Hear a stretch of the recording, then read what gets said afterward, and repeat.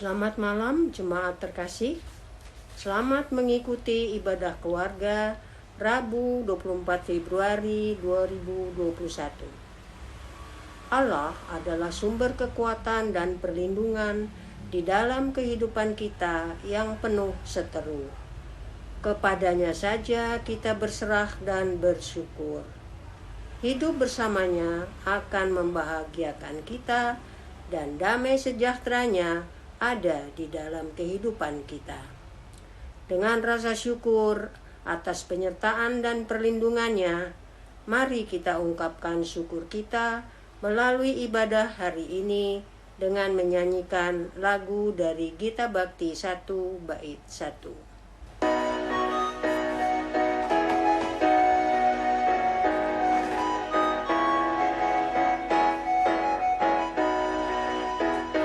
Pujilah Sang Pencipta Maha Mulia, pujilah Dia hai segala malaknya. Keagungannya mengatasi semesta, segala yang tercipta puji namanya. Samudra raya, gunung lembah, hewan tumbuhan, hai bernyanyilah. Pujilah Sang Pencipta Maha Mulia, pujilah Dia hai segala malaknya. Keagungannya mengatasi semesta, segala yang tercipta puji namanya. Ya Allah, segala kemuliaan, hormat dan puji-pujian hanya kepadamu saja. Engkaulah sumber rahmat dan kasih karunia. Saat ini kami bersyukur pada hari ini kami boleh bersekutu dalam ibadah ini. Kuduskanlah hati dan pikiran kami sehingga ibadah ini dapat berkenan di hadirat-Mu.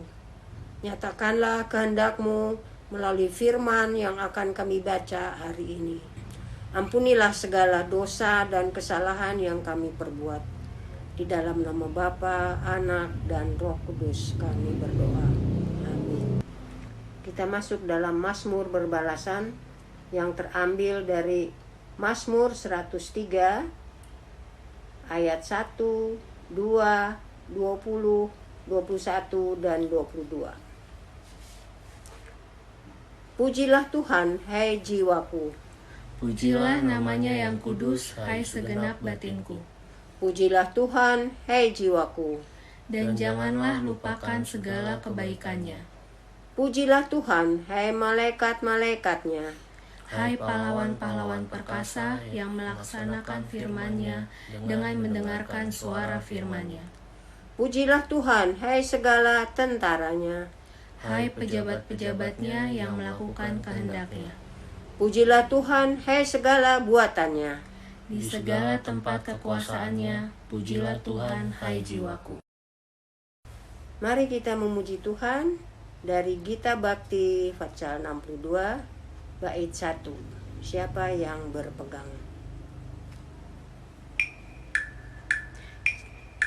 Siapa yang berpegang pada sabda Tuhan dan setia mematuhinya, hidupnya mulia dalam cahaya bakal bersekutu dengan Tuhannya.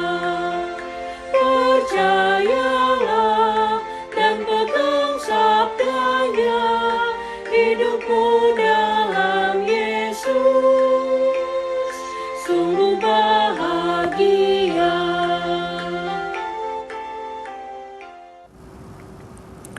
Bapak, Ibu, Saudara, beserta keluarga yang dikasihi Tuhan Yesus Kristus, sebelum kita membaca dan merenungkan firman Tuhan, mari kita berdoa.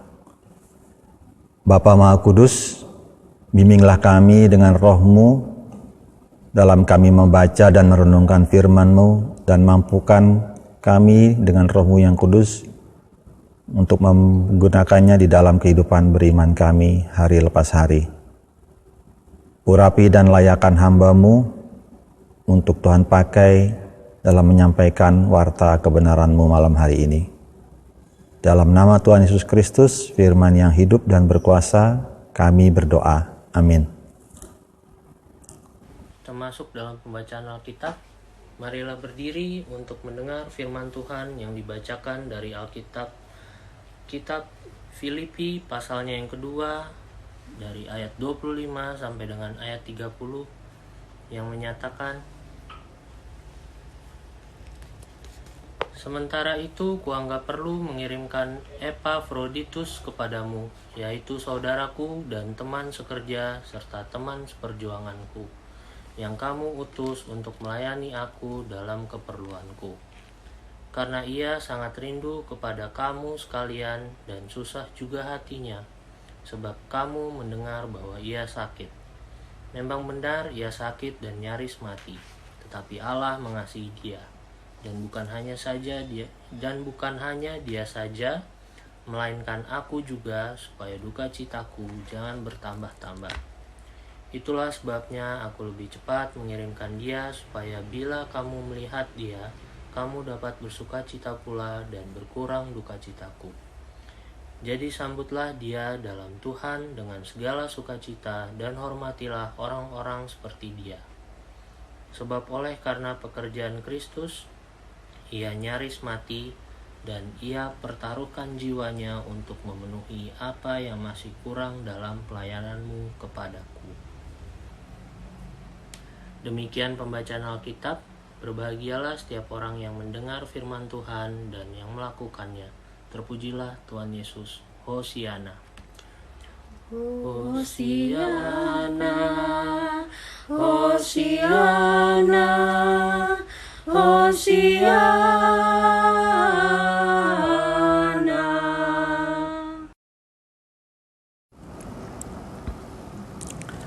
Shalom Bapak Ibu Saudara yang dikasihi Tuhan Yesus Kristus.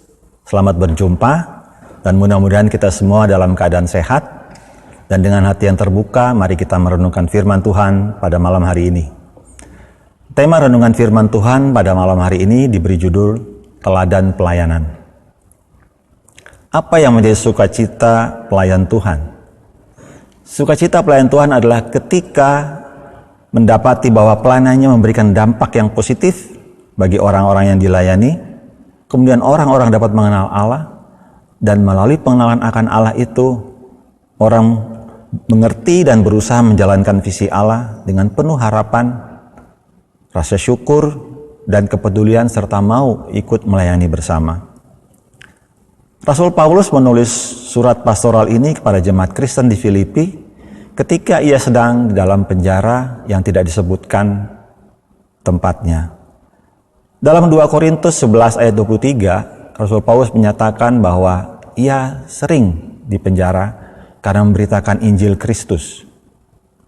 Kisah Para Rasul menulis bahwa Rasul Paulus pernah dipenjara di Yerusalem atau Kaisarea, di Filipi, dan di Roma. Juga di Efesus menurut surat Korintus. Jemaat di Filipi adalah karya Tuhan melalui pelayanan Rasul Paulus dan Silas. Menurut Kisah Rasul pasal 16, orang-orang yang pertama menjadi Kristen di Filipi antara lain adalah Lydia, seorang pengusaha dan kepala penjara Filipi, seorang yang mengalami roh tenung yang dipulihkan oleh Rasul Paulus, dan pada akhirnya terbentuklah suatu jemaat di Filipi yang kalau kita baca Filipi 1 ayat 1, Rasul Paulus memberi salam kepada mereka. Melalui pengenalan akan Allah yang adalah kasih, jemaat mula-mula di Filipi telah menunjukkan komitmen yang luar biasa untuk mendukung Paulus dalam menjalankan misi pemberitaan Injilnya. Hal ini dipuji oleh Paulus pada Filipi 1 ayat 5, sejak dirinya baru memulai penginjilan di Filipi, dan bahkan mereka, jemaat-jemaat di Filipi ini mengutus Epafroditus untuk membawa bantuan yang dikumpulkan jemaat dan melayani Rasul Paulus selama di penjara. Pada masa itu kebutuhan narapidana bergantung pada orang lain untuk kelangsungan hidupnya. Inilah yang menjadi perjalanan jemaat Filipi mengenal Tuhan Yesus. Bapak, Ibu, Saudara yang dikasihi Tuhan, dari firman Tuhan yang telah dibacakan tadi, kita akan berusaha memahami tokoh-tokoh yang disebutkan di dalam pembacaan kita.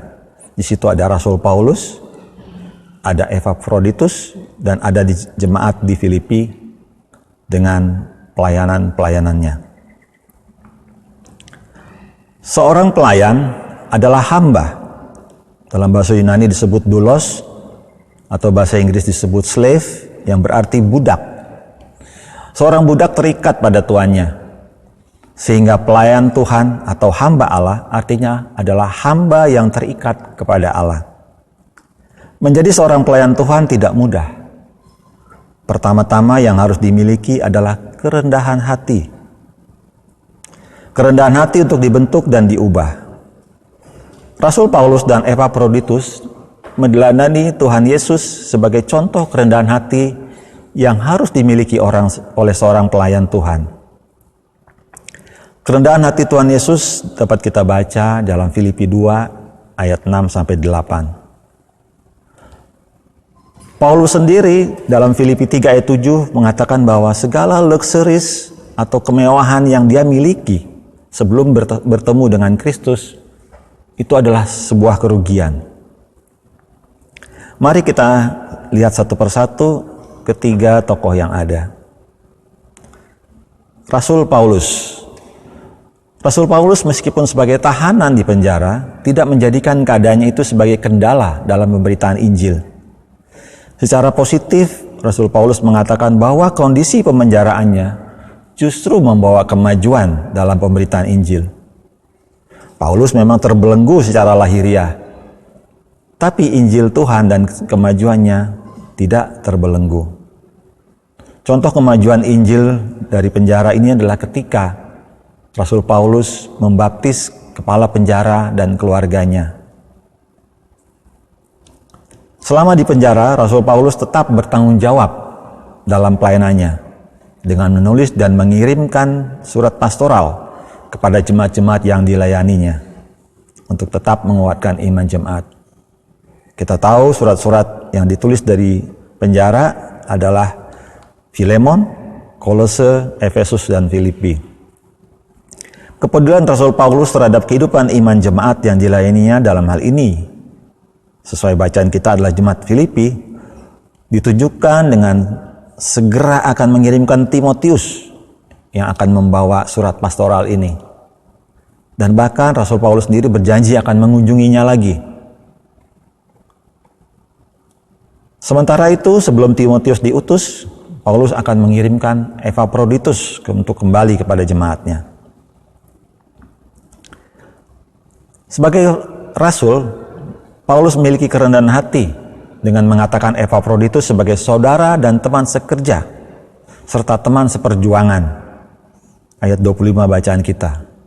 Dia juga memiliki kepedulian terhadap Epafroditus, terutama kesehatan dan kondisi psikologinya pada saat itu. Rasul Paulus mengucap syukur karena perbuatan Allah yang mengasihi Epafroditus dan telah menyembuhkan sakitnya. Dan hal ini dikatakan bukan hanya untuk Epafroditus, tapi kasih Allah itu juga untuk dialami oleh Rasul Paulus. Karena dengan kesembuhan Epafroditus, maka duka cita dari Rasul Paulus berkurang. Tokoh yang kedua, Epafroditus. Dalam bacaan kita, perjuangan Epafroditus yang diutus jemaat Filipi untuk datang membawa bantuan dan melayani Paulus selama di penjara memerlukan perjuangan yang berat, bahkan harus mengalami sakit dan bahkan hampir mati. Paulus memuji Epafroditus yang telah mempertaruhkan jiwanya untuk membawa bantuan kepadanya. Ayat 30. Menurut tafsiran, surat Filipi ini ditulis ketika Rasul Paulus dipenjara di Roma. Sehingga dapat dibayangkan betapa perjuangan Epafroditus Dari Filipi ke Roma dengan jarak yang begitu jauh, dengan rintangan alam yang luar biasa, dia tetap mengemban misi pelayanan dari jemaat Filipi untuk datang membantu dan melayani Rasul Paulus. Pelayanan Epaphroditus pada Rasul Paulus adalah bentuk pelayanan nyata kepada Allah. Dalam bahasa Yunani disebut liturgos, karena turut mendukung pemberitaan Injil yang dilakukan oleh Rasul Paulus. Sehingga pada ayat 29, Rasul Paulus meminta jemaat di Filipi untuk menyambut Epaphroditus dengan sukacita dalam Tuhan dan menghormati Epaphroditus karena dia berhak mendapatkan apa yang dilakukannya sebagai pelayan Tuhan. Tokoh yang ketiga adalah jemaat Filipi. Pada Filipi 1 ayat 3-7, Rasul Paulus mengucap syukur kepada Allah setiap kali mengingat jemaat di Filipi. Karena jemaat ini memiliki persekutuan jemaat yang baik. Filipi 1 ayat 5. Kemudian jemaat ini melayani sesama dan mendukung Paulus dalam pemberitaan Injil. Dan membantu mencukupkan kebutuhan Paulus selama di penjara dengan mengirimkan bantuan melalui Epaphroditus. Kita bisa baca dalam Filipi 4 ayat 10-20. Jadi jemaat Filipi ini sangat memiliki kepekaan dan kepedulian. Dari ketiga tokoh di atas, benang merah dari yang diuraikan adalah bahwa mereka masing-masing tokoh ini saling mendahulukan atau berlomba-lomba dalam melayani. Dari profil tokoh-tokoh yang disebutkan di atas, apa yang dapat kita teladani untuk menjadikan Bapak, Ibu, dan saya pelayan yang selalu berkenan kepada Tuhan? Ada 4 hal yang dapat kita simpulkan dari bacaan kita. Yang pertama adalah seorang pelayan harus memiliki kerendahan hati dan sedia berkorban. Kerendahan hati ini penting. Karena seringkali tanpa kita sadari, status sosial, pendidikan, dan jabatan yang kita miliki seringkali membuat orang menjadi sulit cair dalam pelayanannya. Paulus tidak menganggap dirinya lebih hebat dari Epaphroditus, tetapi menyebut Epaphroditus sebagai saudara, rekan seperlayanan, rekan seperjuangan. Yang kedua, pelayanan kepada sesama atau liturgos adalah bentuk nyata pelayanan kepada Allah. Kita tidak bisa mengatakan telah melayani Tuhan jika kita belum melayani sesama.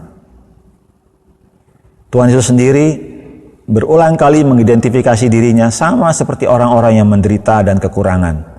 Matius 25 ayat 35-45. Yang ketiga, melayani bukanlah sesuatu yang dapat kita lakukan asal-asalan atau seadanya. Melayani harus berangkat dari kepedulian dan cinta kasih. Seperti yang ditunjukkan oleh Paulus, Epaphroditus, dan jemaat di Filipi. Harus ada empati. Hanya dengan demikian kita dapat melayani dengan sungguh-sungguh dan tidak mudah menyerah. Yang keempat, pelayan Tuhan haruslah menjadi berkat bagi orang lain. Artinya pelayanan itu harus dapat memotivasi, membangun, membuat orang dapat bertemu dan mengenal Allah, sehingga Allah akan menolong dan mengatasi persoalan-persoalannya. Ladang pelayanan yang kita kenal sangat banyak. Di gereja misalnya, ada sebagai presbiter, sebagai komisi, pengurus pelkat. Saya yakin Bapak Ibu dapat menyebutkan pelayanan-pelayanan yang lain di gereja. Di luar gereja juga banyak ladang pelayanan yang menanti kita dalam lingkungan pekerjaan dan masyarakat. Bahwa panggilan dan pengutusan sebagai gereja yang bersekutu, bersaksi, dan melayani seharusnya tidak dilihat sebagai beban yang mustahil untuk dipikul. melainkan sebagai respons iman dan ucapan syukur atas berkat keselamatan yang diberikan Tuhan. Pelayanan juga harus ditafsirkan sebagai tanggung jawab sebagai pengikut-pengikut Kristus untuk turut bekerja bersama-sama dan bersaksi tentang segala kebaikan Tuhan. Melalui pelayanan, kita juga berkesempatan menjadi saluran berkat Tuhan untuk melayani orang-orang yang membutuhkan. Sehingga dengan demikian sebenarnya tidak ada alasan bagi kita untuk menolak atau mengabaikan panggilan dan pengutusan Tuhan. Sementara bagi kita yang telah melayani Tuhan atau telah menjadi pelayan-pelayan Tuhan, selalu diingatkan agar berusaha menjadi pelayan yang memiliki integritas kepada Kristus, bukan kepada orang-orang yang dilayani. Lantas bagaimana dengan kaum lansia atau orang-orang yang mengatakan, aduh saya banyak sekali keterbatasan di dalam hidup saya tidak mungkin melayani seperti yang Bapak Ibu lakukan di gereja. Apakah mereka menjadi tidak dapat melayani?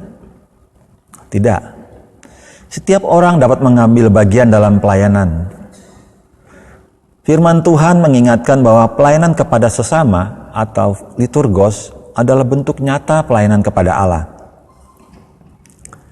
Matius 25 ayat 40 berkata, "Dan raja itu akan menjawab mereka, Aku berkata kepadamu, sesungguhnya segala sesuatu yang kamu lakukan untuk salah seorang dari saudaraku yang paling hina ini, kamu telah melakukannya untuk aku."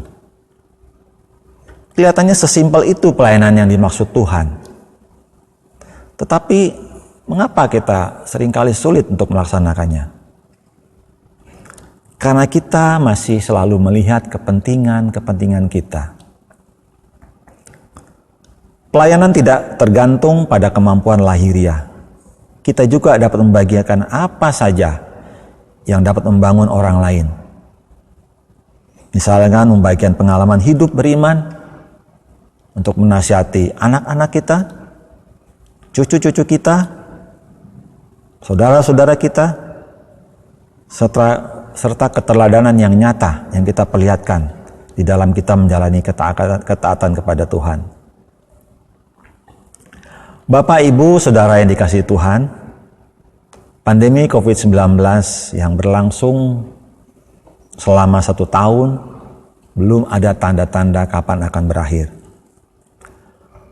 Kondisi ini akan selalu mengancam kesehatan kita dan berdampak multidimensi pada kehidupan semua orang, serta membatasi seluruh aktivitas dan kegiatan kita.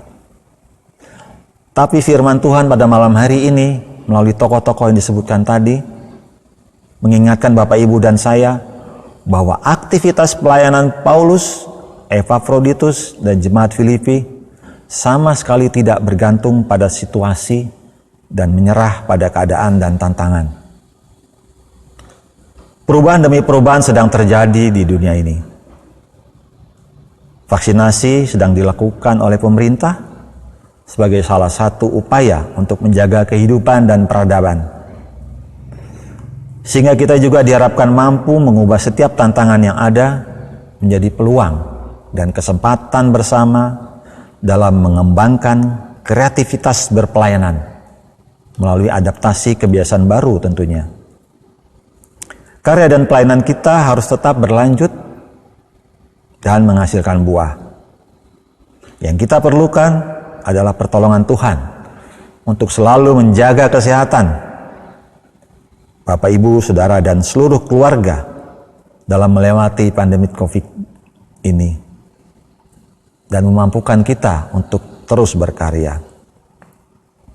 Kiranya damai sejahtera Allah yang melampaui segala akal akan memelihara hati dan pikiranmu dalam Kristus Yesus. Amin.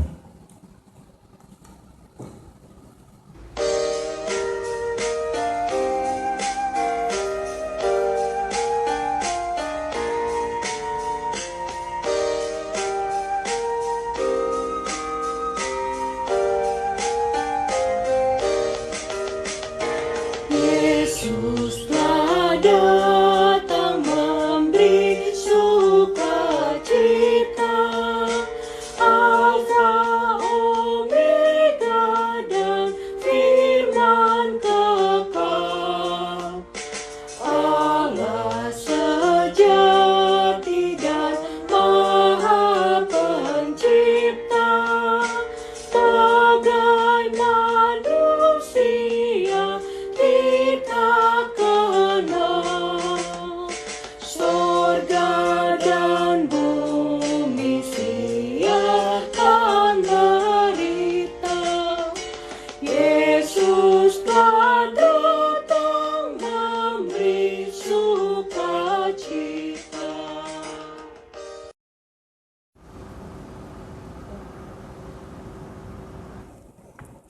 Jemaat yang dikasihi Tuhan, mari kita menaikkan doa syafaat, kita berdoa.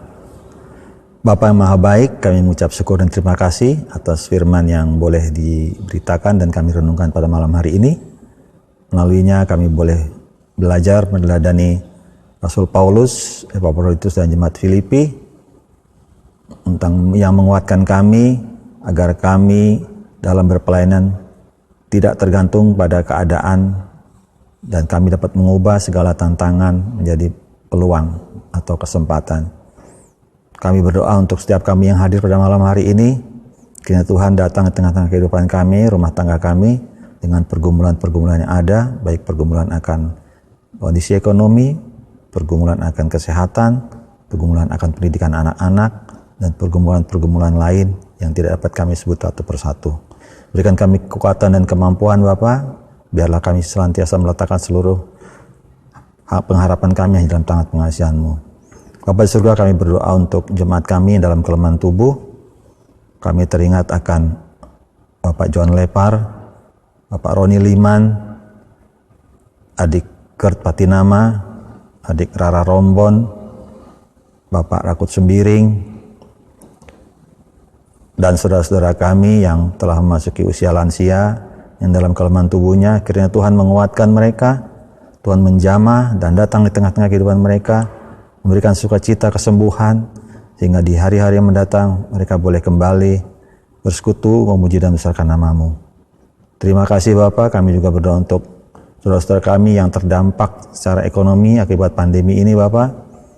Berikan mereka jalan keluar, bukakan pintu berkat-Mu Tuhan, melalui orang-orang yang akan memberikan pekerjaan ataupun rezeki pada mereka. Kami serahkan seluruh pergumulan mereka ke dalam tangan pengasihan-Mu. Kami berdoa untuk gereja kami, berkatilah ketua majelis jemaat kami beserta dengan keluarga, berkati terus keluarga ini Bapa, agar ketua majelis jemaat kami juga nantiasa dapat melayani Tuhan di dalam membimbing dan mengarahkan jemaat kami. Kami berdoa untuk presbiter, diakon dan penatua beserta dengan keluarganya. Tuhan juga memberkati pelayanan mereka. Komisi-komisi, panitia-panitia, BPPJ, dan bahkan sekretariat kantor majelis jemaat. Tuhan berkati mereka agar mereka juga boleh terus bergiat di dalam Tuhan. Kami menyerahkan tetangga-tetangga yang berada di kiri kanan rumah kami masing-masing. Biarlah kami juga senantiasa dapat hidup rukun bersama-sama. Bapa yang surga, kami berdoa untuk seluruh pelayanan yang ada di gereja kami. Biarlah program-program yang ada dapat kami jalankan dan semuanya itu mendatangkan kebaikan bagi kami semua dan berkenan di hadapan Tuhan. Kami berdoa untuk GPIB, fungsionaris majelis jemaat, pendeta-pendeta jemaat, dan bahkan seluruh jemaat dari perkotaan hingga pedesaan dan pos-pos Pelkes. Dalam situasi pandemi ini, Tuhan juga menjaga dan menatang kehidupan mereka. Tuhan mencukupkan segala kebutuhan-kebutuhan kami. Bapak, kami berdoa untuk kehidupan bangsa negara kami, berkatilah pemerintah dengan segala upaya yang mereka lakukan untuk mengatasi keadaan ini. Vaksinasi sementara ini sedang dilakukan. Cukupkanlah vaksin-vaksin yang ada, berkati dan urapi vaksin ini agar mempunyai khasiat untuk meningkatkan imunitas kami. Berkati para vaksinator dan seluruh unsur-unsur yang mengambil bagian dalam kegiatan ini agar semuanya itu boleh berjalan sesuai dengan rencana. Kami berdoa juga untuk upaya pemerintah memulihkan keadaan ekonomi akibat pandemi ini. Berikan kemampuan pada tim ekonomi pemerintah dalam menyediakan anggaran yang begitu besar yang harus dikeluarkan untuk mengatasi dan memulihkan kondisi ini Bapak. Biarlah tim ekonomi ini juga boleh Tuhan urapi, Tuhan berkati, Tuhan berikan roh takut akan Tuhan, sehingga dengan kejujuran dan penuh integritas mereka boleh menjalankan tugas-tugas mereka di dalam mengemban misi negara.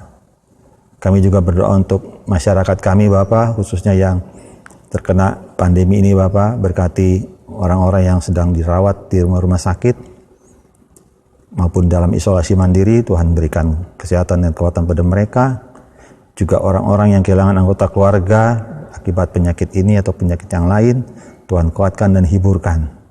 Kami juga menyerahkan masyarakat kami yang terkena musibah, bencana alam, baik itu gempa bumi, tanah longsor, banjir, dan gunung meletus, di mana mereka juga harus tinggal untuk sementara di tempat-tempat pengungsian yang penuh sesak. Berkati mereka, cukupkan sandang pangan mereka.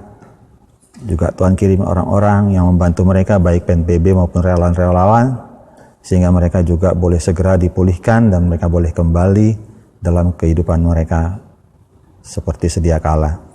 Kami berdoa juga untuk cuaca yang ekstrim beberapa hari belakangan ini. Ya Tuhan, berikan kami kemampuan untuk mempersiapkan diri, untuk berlaku hidup bersih, untuk tetap menjaga kebersihan kami masing-masing dengan tidak membuang sampah sembarangan. Dan juga Tuhan mampukan pemerintah kami, khususnya pemerintah provinsi, untuk meningkatkan kebersihan lingkungan dan mengatasi keadaan ini. Bapa di surga, inilah doa ungkapan syukur kami dan doa permohonan kami yang jauh dari sempurna. Kiranya Tuhan menyempurnakan doa ini agar berkenan dan layak di hadapan-Mu. Ampuni segala salah dan dosa kami Bapa. Dengar dan sambutlah ini dalam nama Tuhan Yesus Kristus. Ia mengajar kami berdoa bersama. Bapa kami yang di surga, dikuduskanlah namamu, datanglah kerajaan-Mu, jadilah kehendak-Mu di bumi seperti di surga. Berilah kami pada hari ini makanan kami secukupnya, dan ampunilah kami akan segala kesalahan kami, seperti kami juga mengampuni orang yang bersalah kepada kami. Dan janganlah membawa kami dalam pencobaan, tetapi lepaskanlah kami daripada yang jahat. Karena Engkaulah yang empunya kerajaan dan kuasa dan kemuliaan sampai selama-lamanya. Amin.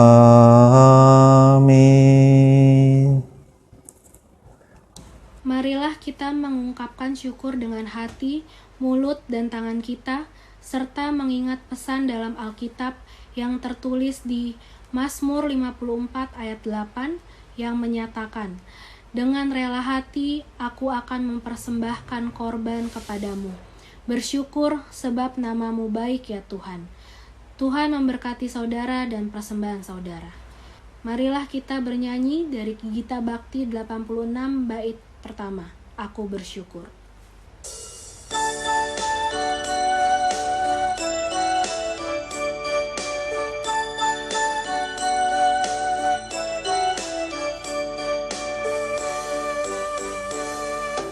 Aku bersyukur, Allah sumber hidupku, Dia memberi rahmat-Nya kepadaku. Puji dan syukur ku naikkan kepadanya, yang maha kudus di sorga terpujilah. Dia sumber hidupku, baginya syukur dan pujian selamanya.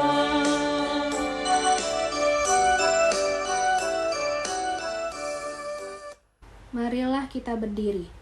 Marilah kita mendoakan persembahan kita. Ya Allah Maha Kasih, terimalah persembahan syukur kami, umat-Mu yang telah Engkau selamatkan. Berkati dan kuduskanlah persembahan kami ini, agar menjadi berkat bagi pelayanan kasih dan keadilan. Amin. Jemaat dipersilakan duduk kembali. Jemaat yang dikasihi Tuhan, marilah kita melanjutkan karya hidup dan melayani Tuhan dengan keyakinan sebagaimana Filipi 1 ayat 6b, Ia yang memulai pekerjaan yang baik di antara kamu akan meneruskannya sampai pada akhirnya pada hari Yesus Kristus. Kita nyanyikan nyanyian pengutusan.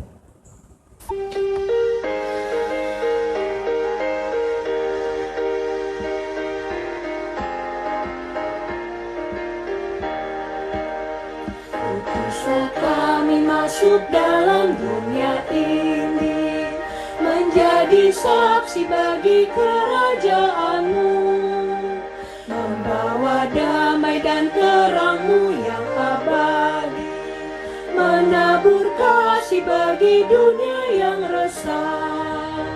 Utuslah kami jadi saksi yang setia, membawa kabar sukacita yang abadi, supaya dunia mengaku dan percaya Engkaulah Yesus Tuhan Juru Selamat dunia. Jemaat, arahkanlah hati dan pikiranmu kepada Tuhan dan terimalah berkat-Nya. Tuhan memberkati engkau dan melindungi engkau. Tuhan menyinari engkau dengan wajah-Nya dan memberikan engkau kasih karunia.